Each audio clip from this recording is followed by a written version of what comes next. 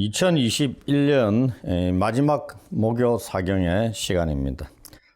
동시에 오늘 본문 내용이 심판에 의해서 하나님의 셋째 화, 일곱째 나팔 심판에 의해서 세상 나라가 하나님의 나라가 되어 하나님의 나라가 완성되는 것에 대한 말씀입니다. 마지막 최후 심판에 의해서 하나님 나라가 온전히 이루어지는 그 내용입니다. 이 내용이 궁금하지 않으십니까? 14절 말씀대로 이 속히 바로 살펴보도록 하겠습니다. 이제 둘째 화는 지나갔습니다. 그리고 셋째 화가 속히 올 것이다 하고 말씀하고 있습니다.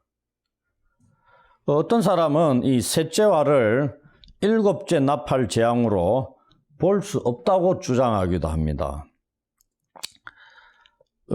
그래서 이 16장의 대접 재앙들을 셋째 화가 가리킨다 이렇게 이야기도 합니다. 그러나 왜냐하면 이 내용을 보면은 이 심판이라기보다는 어떻게 보면 찬양의 내용입니다. 우리가 셋째 화이자 일곱째 나팔 심판이다. 그러면은 일곱 나팔 심판들 중에 마지막 심판이죠.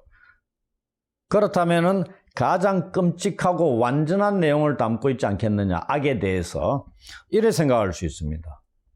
그러나 이 세상 나라가 주와 그리스도의 나라가 된다는 이 내용, 이 찬양 자체가 담고 있는 그 내용이 의미가 뭐냐면, 그러기 위해서는 대적자들인 이 사탄과 악한 세력들이 모두 완전하게 심판받았다는 것을 암시하고 있다는 얘기입니다. 그래야 하나님 나라가 이루어지는 거죠. 그리고 여기 속히라는 단어가 첫째 화, 둘째 화를 언급하고 있는 이 8장 13절이나 9장 12절에는 없습니다. 여기에만 나타난다 이거죠. 속히. 그 말은 하나님의 심판이, 마지막 심판이 신속히 이루어질 것을 강조하고 있다는 얘기입니다. 동시에 하나님의 원수들에게는 더 이상의 회개의 기회가 없다는 것입니다. 뜸을 안 들이신다 이 말이죠. 바로 이어진다는 얘기죠. 15절을 이제 보시면은 일곱째 천사가 나팔을 불매 하늘에 큰 음성들이 있었다고 합니다. 오늘도 몇 가지가 아주 논쟁거리를 담고 있는 내용입니다. 그러니 여전히 오늘 본문도 어렵습니다.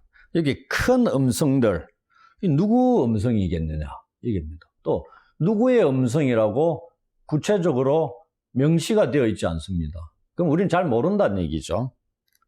그런데 15절에는 하늘의 큰 음성들이 있죠. 그런데 16절에 보면 24장로들이 경배하는 내용이 나옵니다. 그래서 이 큰 음성들이라는 게 누구의 음성이냐를 대충 짐작을 해볼 수는 있는 그런 거는 있습니다. 그거에 대해서 이제 말씀을 드릴 텐데, 이 큰 음성들이라는 거는 요한계시록에 19번이나 등장합니다. 많이 나온다는 얘기입니다. 큰 음성이라는 게. 이거는 뭐, 어느 한 개인, 뭐, 이런 얘기도 있지만은, 대부분이 이제 복수형, 우리가 6장 10절 같으면은 제단 아래에 죽임을 당한 자들, 한 명이겠습니까? 여럿이, 탄원하는 뭐 그런 경우죠. 그런데 이게 큰 음성, 뭐 우리가 큰 음성과 큰 음성들과는 다릅니다. 여기 오늘 본문에는 요한계시록에서 큰 음성들을 해가지고 복수형이 사용된 유일한 곳입니다. 19번이나 나오는 것들 속에서 대부분 큰 음성 이렇게 되는데 여기는 음성들 이렇게 돼요. 복수형이 사용됐다는 얘기입니다. 뭐 특별한 의미가 뭐냐 뭐 이렇게 물어보신다면 제가 정확하게 답을 하기는 그런데 어찌되었든 이 누군가가 하는 이 하늘의 큰 음성들이 내용이 그 15절에 보면은 이 마지막 하나님의 종말론적인 승리를 찬양하는 그러한 외침의 내용을 담고 있다. 그러면은 이제 그 내용이 뭐냐? 그러면서 이거는 누구의 그 음성들이냐? 이 부분을 말씀을 드리도록 하겠습니다. 내용을 보시면은 세상 나라가 우리 주와 그의 그리스도의 나라가 되어 그가 세세토록 왕노릇 하시리로다. 헬라어 원어에 대한 말씀들을 드릴 겁니다. 왜냐하면은 이 원어가 가지고 있는 이 시제가 오늘 중요한 의미를 담고 있습니다. 아주 놀라운 내용을 담고 있어서 또 말씀을 드릴 겁니다.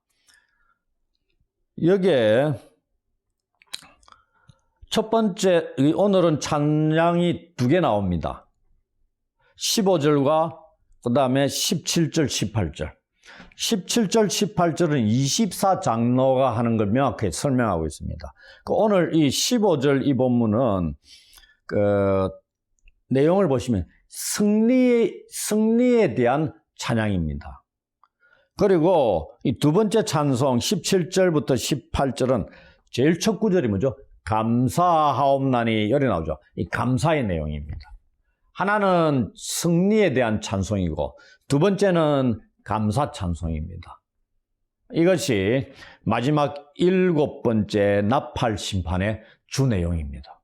그래서 이게 심판의 내용이냐 이렇게 따지고 들을 수도 있다 얘기입니다. 뭐 그 이유에 대해서는 또 말씀을 드릴 겁니다.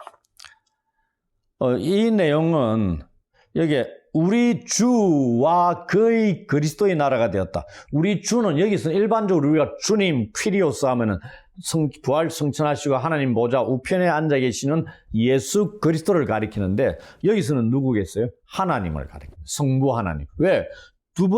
그 다음에 그리스도가 나타나니까. 우리 그리스도와 그의 그리스도의 나라. 좀 이상하잖아요. 여기는 그 성부 하나님을 가리키는 것으로 쉽게 생각을 할 수 있습니다. 이 내용은 한마디로 말씀을 드리면 하나님의 종말론적인 승리를 나타내는 것이고 하나님과 그리스도의 세세토록 왕노릇 하심, 즉 영원한 통치를 찬송하는 외침이다 하는 것을 알 수 있습니다.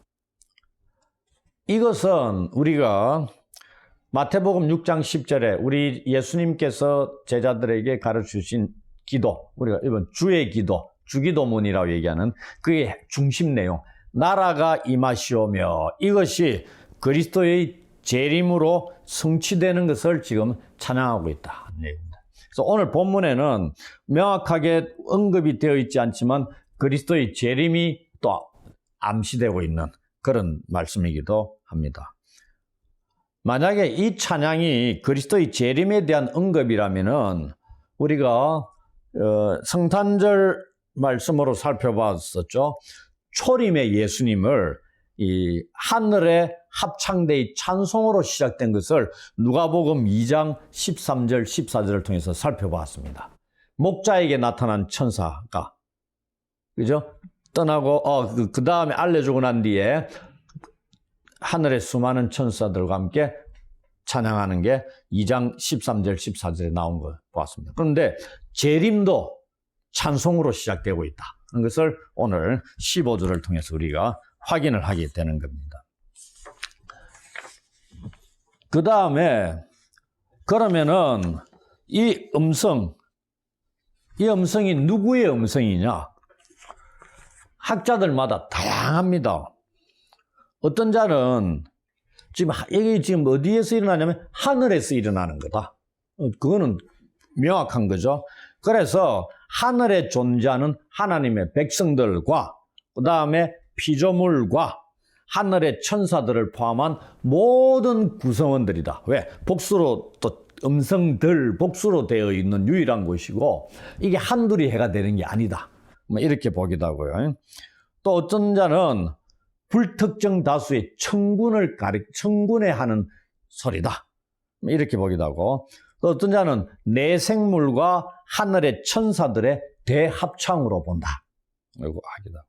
그 다음에 어떤 자는 그냥 하늘에 거하는 모든 자들이다. 한둘이가 아니고 하늘에 거하는. 그래서 하늘에 거하는 모든 자, 또 어떤 자는 천사와 인간을 총망라한 것이다. 이렇게 얘기합니다. 근데 저는 어떻게 보냐면은 내생물들의 음성으로 봅니다. 이유가 뭐냐면은 11장 15절에 하늘의 음성들이 나오는데 16절에 24장로가 이어서 봤습니다. 그죠? 하늘에 있는 자인데, 그 다음에 24장로는 또 보좌 얘기가 나오죠. 그렇다 그러면은 이 5장 6절에 보시면은 순서가 어떻게 되냐면은 보좌에 성부 하나님이 앉아 계시죠. 보좌와 내생물과 장로들이 순서대로 쫙 언급됩니다. 그 다음에 4장 8절, 10절 이 두 군데도 첫 번째 내생물의 찬송이 나오고 그 다음에 이어서 24장로 이 순서대로 찬양하는 게 하늘에서 나옵니다. 우리가 하늘이 열려서 사도 요한복음 올라오라 하면서 앞으로 벌어질 일을 보여주리라. 그래서 하늘 보좌실에 대해서 내용을 살펴봤죠. 하나님을 경배하는데 첫 번째 내생물이 찬양하고 그 다음에 바로 이어서 24장로들이 합니다. 요 두 군데 5장 6절 순서대로 보좌, 내생물, 24장로 이런 순서대로 언급되어 있고 그 다음에 4장 8절 10절에 하늘에서 찬양하고 하나님을 경배하는 첫 번째 보여주는 예배 장면도 내생물 찬양, 24장로 찬양 이렇게 나란히 이어지는 거. 오늘 본문에도 하나님 나라가 완성되는 때에서도 하늘 보좌에서 찬양이 울려나가는 것이 하늘의 큰 음성들이 아마 내생물은 그냥 천사들이 아니죠. 등급이 상당히 높은 천사들이라 말씀드렸습니다. 어떻게 보면 경호대 비슷하게, 경호원 비슷한 그 정도로 가장 가까이에서 모시는 그런 천사들입니다. 그래서 이들의 음성이 아닌가 저는 그렇게 생각을 합니다. 누구께 맞는지는 정확하게 알 수가 없죠. 그 다음 16절부터 18절 그 다음 내용인데요. 하나님 앞에서 자기 보좌에 앉아있던 24장로가 엎드려 얼굴을 땅에 대고 하나님께 경배하며 찬미합니다. 우리가 24장로는 누구라 그랬죠? 하늘의 성도들을 대표한다. 이런 말씀을 드렸습니다. 이것도 다양합니다. 정체가 무엇이냐? 그런데 24장로는 이 땅에서 믿음을 지키고 이긴 자들이 하나님 나라에 가서 있는 그 하나님 나라에 있는 완성된 교회 공동체 대표들, 하나님의 백성들, 성도들을 대표하는 자들이다. 이렇게 말씀드렸습니다. 이긴 자에게 주시는 약속 중에 하나가 뭐냐면은 예수님께서 이기셔서 하나님 보좌에서 함께 앉아 통치하듯이 우리들도 이긴 자에게 예수님과 함께 통치하게 하신다. 이런 말씀을 요한계시록에도 주셨고 복음서에서도 제자들에게 주시는 거죠. 그래서 그렇게 생각을 하고 저희들이 24장로는 그렇게 보고 있습니다. 24장로들의 찬송은 아까 말씀드렸죠. 4장 10절 11절에도 나옵니다. 그곳에서는 내용이 뭐냐면은 이 세상을 창조하고 유지하고 계시는 섭리하시는 하나님을 찬송했습니다. 근데 오늘 여기 본문에 보면 세상을 종결시키시고 자신의 영원한 통치를 시작하시는 하나님을 찬양합니다. 이제 완성되고 영원토록 이제 통치가 진행되는 그것에 대한 찬송입니다. 그 내용을 17, 18절에 기록을 하고 있습니다. 감사하옵나니 이 17, 18절의 내용이 이 한글 성경하고 한글 성경 봐가지고 조금 그렇고 제가 또 새로운 번역에 대해서 말씀드리고 헬라 원어에 대한 이 단어들 몇 개 말씀드리면은 의미가 어떠한 것인가를 쉽게 확 받아들일 수 있을 겁니다. 감사하옵나니 옛적에도 계셨고 지금도 계신 주 하나님 곧 전능하신 이여 친히 큰 권능을 잡으시고 왕노릇 하시도다. 이방들이 분노하며 주의 진노가 내려 죽은 자를 심판하시며 종 선지자들과 성도들과 또 작은 자든지 큰 자든지 주의 이름을 경외하는 자들에게 상 주시며 또 땅을 망하게 하는 자들을 멸망시키실 때로소이다. 24장로의 찬송은 감사로 시작하고 있습니다. 이미 완성되었기 때문에. 이 감사하다는 유카리스테오라는 이 단어는 하나님이 기도에 응답하셨을 때 일어나는 감사를 가리키는 용어입니다. 그러니 이 내용은 누군가의 기도에 대한 응답으로 이루어진 것을 24장로가 찬양하는 겁니다. 24장로가 하늘의 성도들을 대표한다 그랬죠. 그러니까 이 기도는 누군가가 드렸는데 하나님께서 이루셨다. 그에 대해서 24장로가 하늘의 성도들이 대표해서 감사드리고 있다. 그 얘기입니다. 그래서 제가 말씀드렸죠. 주기도문의 내용, 나라가 임하시오며, 이거 우리가 이 땅에서 계속 기도하는 내용입니다. 하나님 나라가 임하게 하십시오. 이 내용 계속 기도하는 거잖아요. 그거에 대해서 그리스도께서 재림하실 때 성취가 되는 거죠. 또 우리가 이것은 뭐냐면은 6장에 제단 아래에서 순교자들의 탄원에 대한 거, 언제까지 우리 피에 대한 원수를 갚지 않으십니까? 이렇게 조금만 기다리라는 얘기죠. 이제 그거에 대한 이제 온전한 성취로도 볼 수 있습니다. 그러면은 이 감사의 대상이 누구냐? 감사의 대상이 옛적에도 계셨고 지금도 계신 주 하나님 곧 전능하신 이입니다. 그런데 여기에 엄청난 변화가 일어납니다. 딱 보면 알겠습니까? 하나님의 호칭에 대한 변화가 일어나고 있습니다. 뭐냐?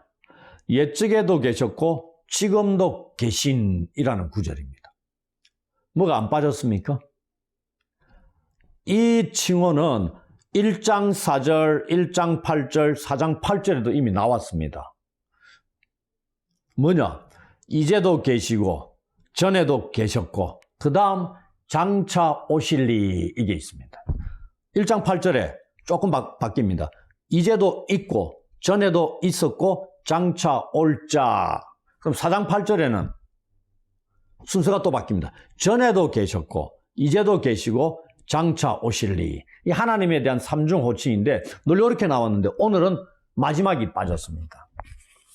장차 오실리 이것이 빠져버렸다는 얘기입니다. 이게 오늘 이 본문의 의미가 마지막 최후 심판이고 저 어디 가면 하나님의 백보자 심판의 내용을 가리키는 하나님 나라가 완성되는 그러한 내용이지 않느냐. 그렇게 짐작케 하는 것이 또 이 하나님의 칭호 중에 하나가 장차 오실 분에 대한 것이 생략됐다는 것을 통해서도 확인하게 됩니다.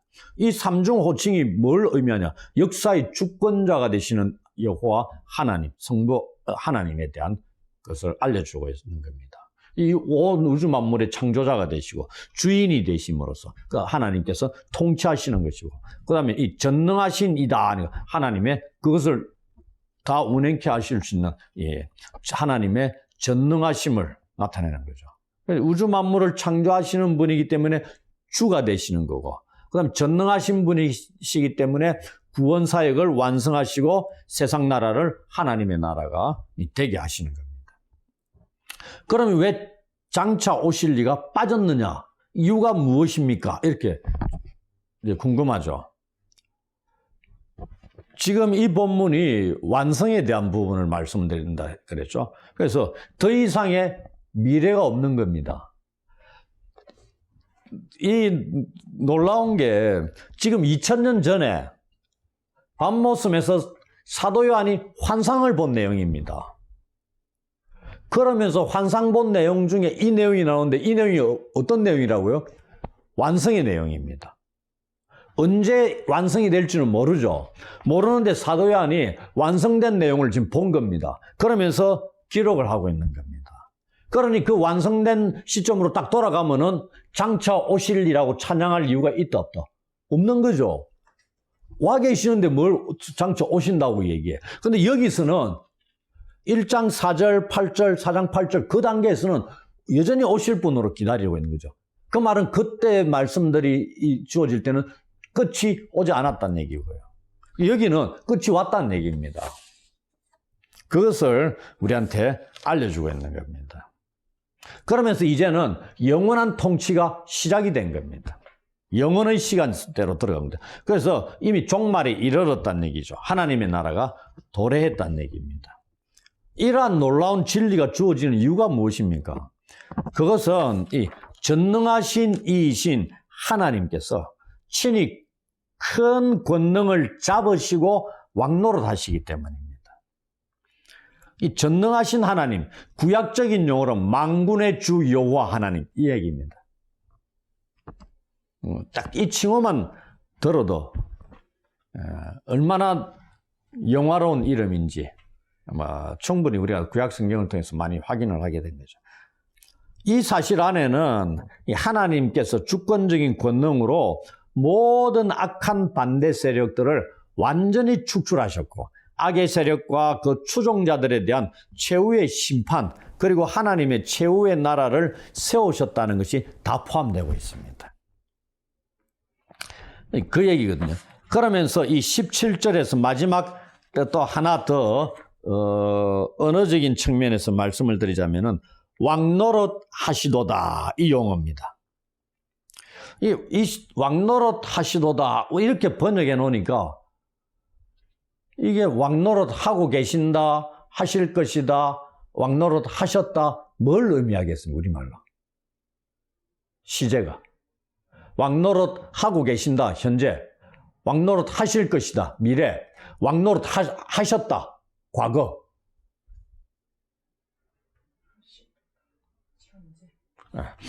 늘 대부분이 그렇게 생각할 수 있습니다.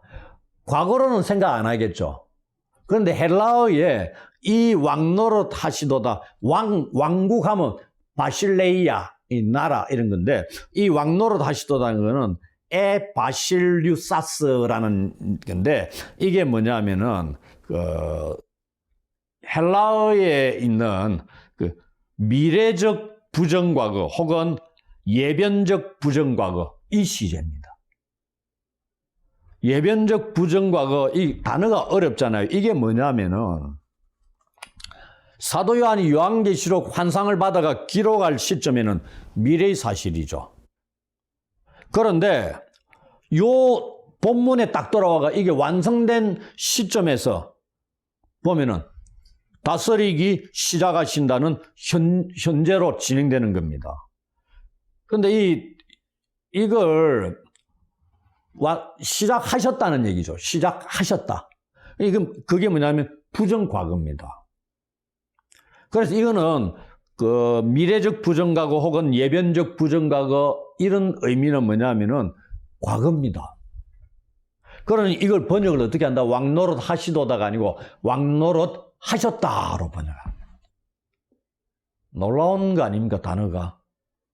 지금 2000년, 우리 시대로부터 2000년 전에 환상을 보고 기록을 했는데 부정과거로 된 거다는 얘기입니다. 그 말은 뭐야? 이미 그 완성된 대로 타임머신을 타고 가든지 딱 가가지고 하나님의 영원하신 통치가 시작이 됐다는 얘기입니다. 그걸 지금 보고 있는 겁니다.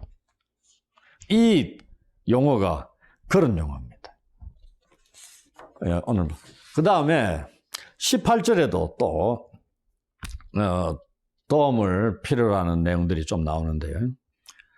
이 18절 우리가 17, 18절을 함께 읽었는데 18절에 대해서 이 구절의 의미를 좀 더 이해하는 데 도움을 주기 위해서 원문의 헬라어 원문의 의미를 살려서 번역을 해가지고 제가 읽어드릴게요. 18절만 딱 보십시오. 또한 민족들이 노하였습니다. 그리고 혹은 그러자 주의 진노가 임하였습니다. 죽은 자들이 심판을 받을 때이고 주의 종 선지자들과 성도들과 주의 이름을 경외하는 이들 즉 작은 자들과 큰 자들에게 보상을 주실 때입니다. 또한 땅을 멸망하게 한 자들을 멸망시키실 때입니다. 이게 원어의 의미를 살려가 번역한 겁니다. 그 때입니다가 세 번에 걸쳐서 나오죠. 그러면서 여기에 그 주의 진노가 임했다 돼 있죠. 이 진노는 이 요한계시록에서 사용되는 이 오르게라는 진노는 이 역사가 끝나는 시기에 마지막으로 진노를 크게 쏟아붓는 것과 관련된 용어입니다. 그러니 이때가 어느 때인지 요한계시록에서 나오는 이 심판에 임할 하나님의 진노에 대한 기록들은 그런 겁니다. 종말이 이루어지는 겁니다. 근데 그 예수님 오시고 난 때부터 종말이 시작됐다 이래 얘기하잖아요. 그래서 무천년주의자들은 이 내용이 교회 시대 전체를 가리키는 것이다 이렇게 얘기하기도 하는데 우리는 저는 이 시기는 교회 시대 전체는 지금도 진행되고 있고 예수님 오실 때까지 진행되는 거죠. 그것보다는 그래도 어느 정도 특정한 시간을 한정 지을 수 있는 그러한 것으로도 충분히 볼 수 있다. 이 진노라는 단어도 역사가 끝나는 시기, 이 마지막으로 진노를 크게 쏟아부을 때 사용되었던 그러한 용어다. 요한계시록에서. 그러니 예수님 1세기 예수님 승천하시고 난 이후부터 계속 2세기, 3세기, 4세기, 중세시대, 근대, 현대, 이렇게 쭉 오는 그런 것으로 보기는 쉽지 않지 않느냐. 이렇게 말씀을 드릴 수도 있습니다. 그러면서 여기서 이방들이 분노하며 주의 진노가 내려 죽은 자를 심판하시고 멸망시키셨다. 이런 말씀이 나옵니다. 이방들이 분노하며 주의 진노가 내렸다. 이 내용들을 보면은 이 세상 나라를 대표하는 게 이방들이죠.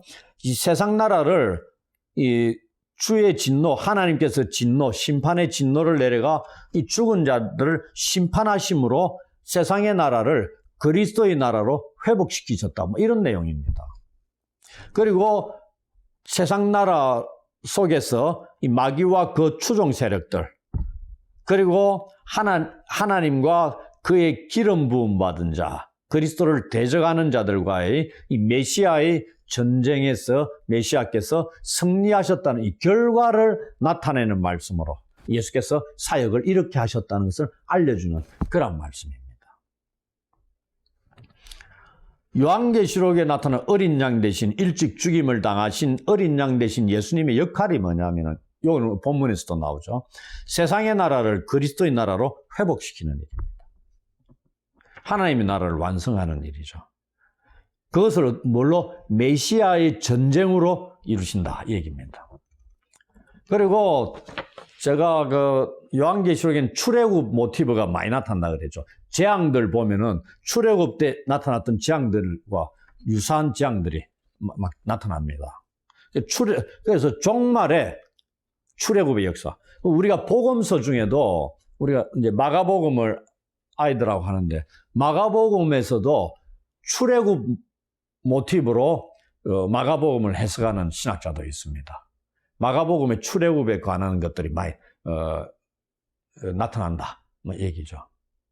그리고 마태복음 같은 경우는 예수님을 새로운 모세, 뉴 모이제스, 새로운 모세로 얘기하기도 하고 그렇는데 예수님의 사역이 그렇다는 얘기예요. 종말적 출애굽의 역사를 일으키시고 그 다음에 충성된 정인의 사역을 감당하시는 그러한 분으로 표현되기도 합니다.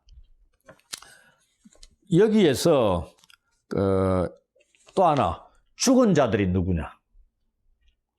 죽은 자들이 심판을 받을 때다 이랬는데 이 죽은 자들이 누구냐? 의견들도 조금 나뉩니다. 불신자다. 믿지 않는 자들이다. 아니면은 모든 자들이다. 모든 자들 지금 자고 있으니까 일으켜 세워가 부활해서 심판회가 갈리게 만든다. 영생의 길로 영벌의 길로. 그래서 그러한 죽은 자다. 그래서 모든 사람을 가리킨다. 아니면은 불신자들을 가리킨다. 누구를 가리키느냐? 상당히 쉽지 않은 건데, 저는 이 본문에서 죽은 자들은, 왜냐하면 지금 이 심판에 대한 내용이잖아요. 이 마지막 최후 심판에 대한 내용이고, 그 다음에 보면은 상 주시는 자들이 나옵니다. 그래서 여기에 쭉 연결되는 거 보면은 민족들이 분노하고 그에 따라 주의 진노가 임하고, 그리고 죽은 자를 심판하고, 나란히 나오는 듯한 느낌을 받지 않습니까? 그래서 이게 여기에 있는 죽은 자들은 이 불신자들에 대한 심판으로 보는 것이 좀 더 낫지 않느냐, 그렇게 영적으로 죽어 있는 자들 가리키기도 하고, 예수 그리스도를 믿지 않는 모든 불신자들을 가리키는 그러한 자들. 그리고 우리가 또 어떤 신학자는 예레미야 선지자가 예언한 이 바벨론의 마지막에 심판받을 것, 이것과 연결짓기도 합니다. 계시록에도 바벨론이 나오니까, 그는 이 빌이라는 신학자는 종말론적 세계 공동체의 모형으로 이 바벨론을 설명을 합니다. 그가 받을 수 있는, 그에게 주어지는 마지막 심판이다, 이렇게 얘기도 합니다. 아무튼 요 정도 하고요. 그 다음에는 심판받을 자 반대로 하나님으로부터 이 보상을 받을 대상들이 나옵니다. 이 대상들도 몇 부류냐? 많이 나뉩니다. 이렇게 쭉 나와 있잖아요. 종 선지자들과 성도들과 또 작은 자든지 큰 자든지 주의 이름을 경외하는 자들, 이렇게 하는데, 이 보상받을 대상이 5부류다, 이렇게 보기도 합니다. 아니다, 2부류다. 아니다, 3부류다. 이렇게 다양하게 나누기도 하는데, 우리는 몇 부류로 나누느냐, 이게 중요한 게 아니고, 여기에 기록된 자들은 다 보상받을 자들이란 얘기입니다. 이 선지자들이 누구냐? 이 종 선지자들이라고 우리가 얘기를 하고 있는데, 정확하게 이 선지자들이 누구라고 딱 꼭 집어 말씀드릴 수는 없습니다. 어떤 사람은 그냥 성도들이다, 하나님의 이름을 경외하는 자들이다, 이 세 부류가 똑같다, 이렇게 얘기하기도 합니다. 또 다른 자는 이 하나의 교회 직분으로 주어진 교회의 지도자로 활동하는 자들이 아니냐, 신약 시대에 그렇게 보기도 합니다. 근데 이들은 한마디로 말씀을 드리면 하나님의 백성들이다, 이렇게 볼 수 있습니다. 더 자세하게 설명하기는 좀 그렇고, 왜냐하면 의견이 분분하게 나뉘어지고 있기 때문에,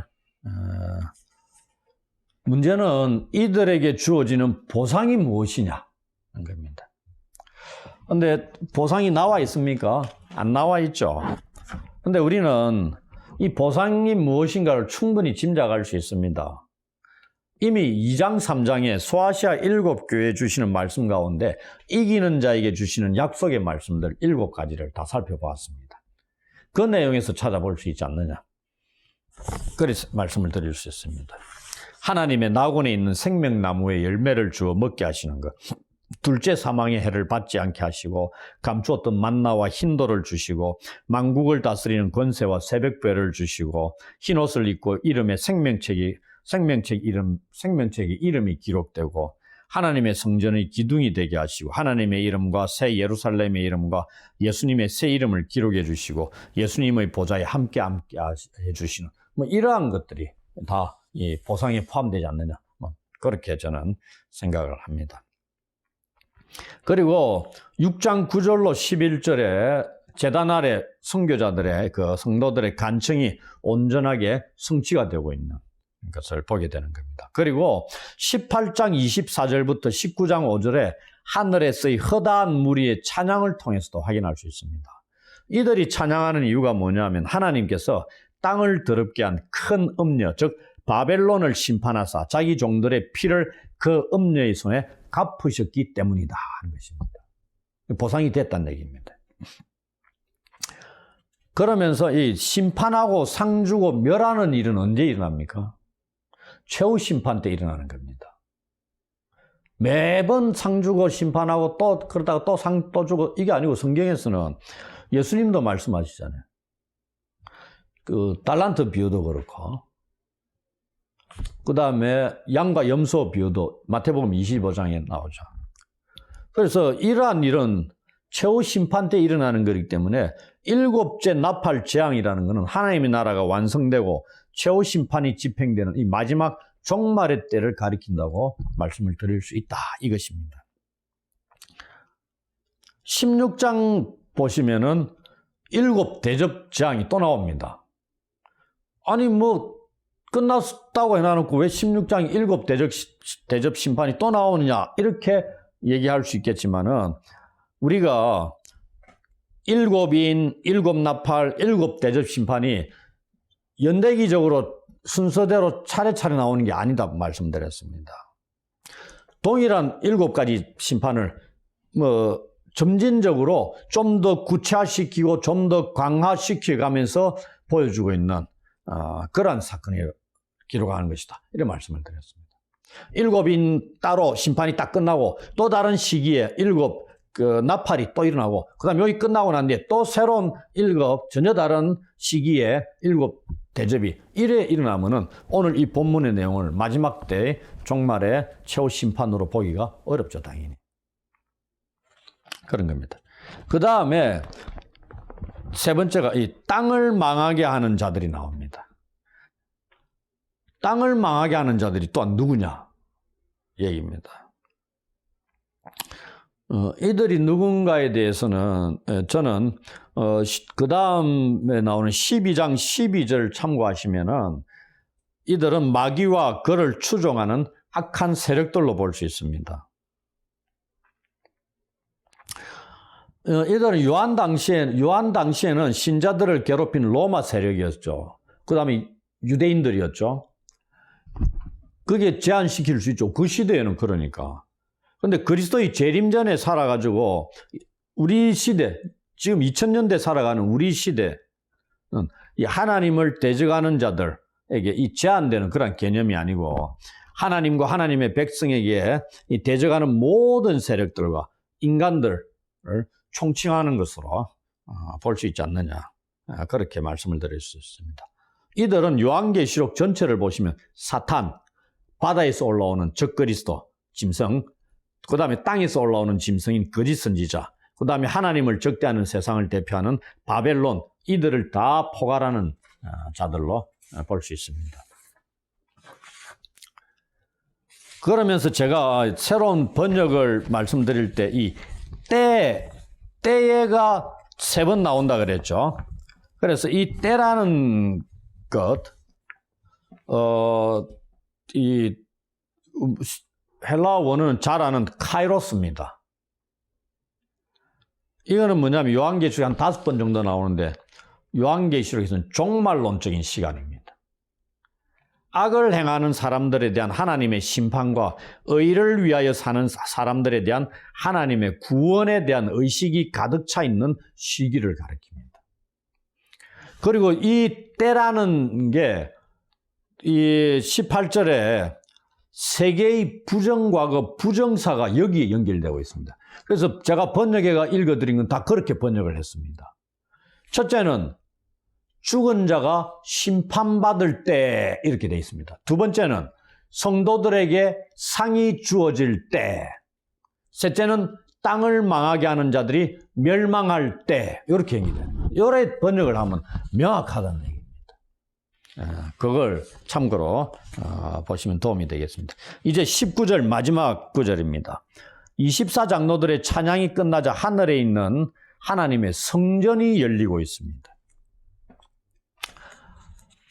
하늘 문이 열리는 거죠. 우리가 4장 1절에 하늘이 열리고 이 요한을 이리로 올라오라 부르시는 음성을 듣습니다. 거기도 열리는 겁니다. 이 평행을 이루고 있는데, 이 열림이라는 것, 이 첫 번째 열림, 4장 1절의 열림은 세상 역사가 끝날 때 진실로 일어날 사건들을 미리 보여주는 것으로 열리는 겁니다. 근데 이 본문의 열림은 뭐죠? 계시록 1장부터 19장 쭉 우리가 다 보게 될 그 하나님 보여주시는 그러한 그곳에 언약궤 지성소가 보여지고 있는 거죠. 하나님이 이 지성소 임재를 의미하는 거니까 그러한 직접 하나님이 계시는 것을 보여주는 이러한 열림으로 볼 수 있습니다. 그리고 가장 명확하게 우리한테 보여지고 있는 열림이 아닌가, 이렇게 4장 1절과 비교해가지고 보시면 되겠습니다. 이제 거리로 들어가는 길이 열리고 있다는 얘기입니다. 이거는 히브리서 9장 10장에 보면 우리 예수님께서 십자가에 달려 죽으심으로 마련하신 길입니다. 그래서 십자가에 달릴 때 휘장이 위로부터 아래로 찢어졌다는 그런 표적도 일어나고 있죠. 그 안에 하나님의 언약궤가 보였습니다. 이 보인다가 아니고 이것도 보였다는 겁니다. 과거입니다. 시제로 하면은 아주 놀라운 겁니다. 이전에 언약궤가 이 땅에 있는 이 성전 안에 있을 때는 땅에 있는 사람들이 그것을 볼 수 있어요, 없어요? 못 보죠. 지성소 안에 있는 걸 누가 봅니까? 왜? 지성소 안에 숨겨져 있기 때문에 못 들어간다는 얘기입니다. 일반 사람들 못 보죠, 당연히. 그 말은 그 하나님의 임재의 자리에 못 들어간다 이 말입니다. 그런데 지금은 하나님의 성전이 열리고 언약궤가 보인다는 얘기입니다. 놀라운 사건의 변화가 일어난 겁니다. 이 언약궤가 뭐죠? 이스라엘 종교의 핵심입니다. 구약시대의 중요한 상징물 중에 대표적인 거 아닙니까? 지성소에 있는 거고, 대제사장만 1년에 딱 한 번 대속죄일에 들어가서 접할 수 있는 겁니다. 그 언약궤가 무엇을 상징하느냐? 이스라엘 회중 가운데 하나님이 계신다는 임재의 징표였습니다. 또 하나님의 신실하심을 나타내는 언약의 징표이기도 했고, 그 다음에 속죄가 이루어지는 중심 자리였습니다.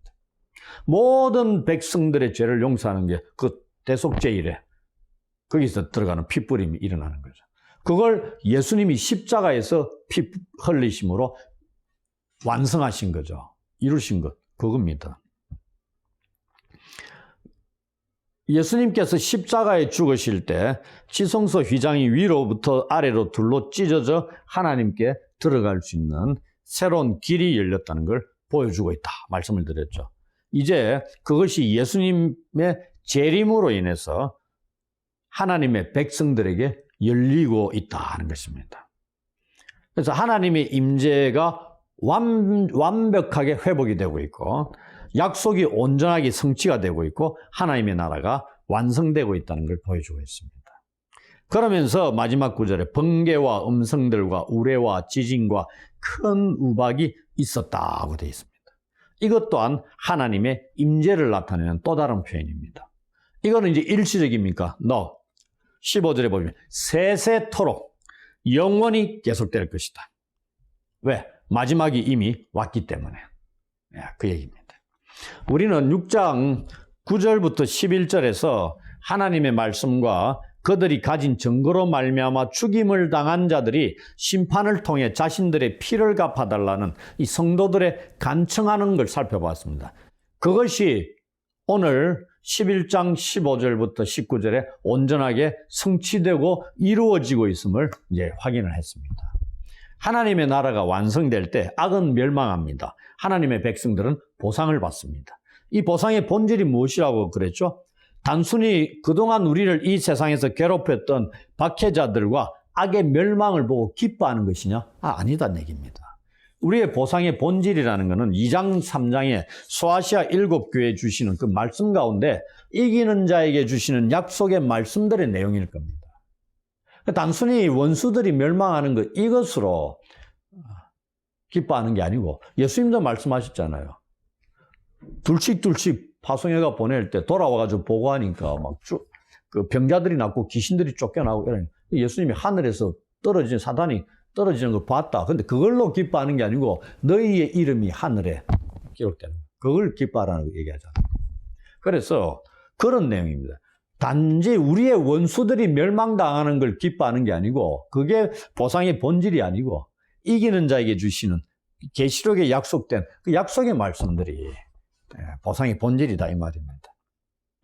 오늘도 우리는 사도 요한이 2000년 전에 보면서 과거형으로 표시한 이미 그는 완성된 것을 다 본 거죠. 그럼 우리도 본 겁니다, 지금. 이걸 다 보고도, 계시록을 보고도 왜 이 땅에서 혼란선에 빠지고 두려워하고 믿음이 흔들리고 그렇게 되느냐 이거죠. 우리가 요한처럼 환상을 직접 안 봐서 그렇느냐. 뭐 그럴 수도 있겠죠. 완전히 엄청난 충격으로 와닿을 정도로 경험해보지 못했기 때문에 그럴 수 있을지 모르지만 말씀을 주셨기 때문에 이 말씀이 하나님의 말씀으로 주어졌기 때문에 그걸 그대로 받아들일 때는 동일한 경험을 할 수 있지 않느냐. 그럼 흔들리지 않을 수 있다는 얘기죠. 그래서 오늘도 우리는 이 완성의 날을 소망하면서 또 한 해를 보내고 새로운 한 해를 맞이하면서 이 땅에서 인내하며 믿음의 길을 걸어가야 할 것입니다.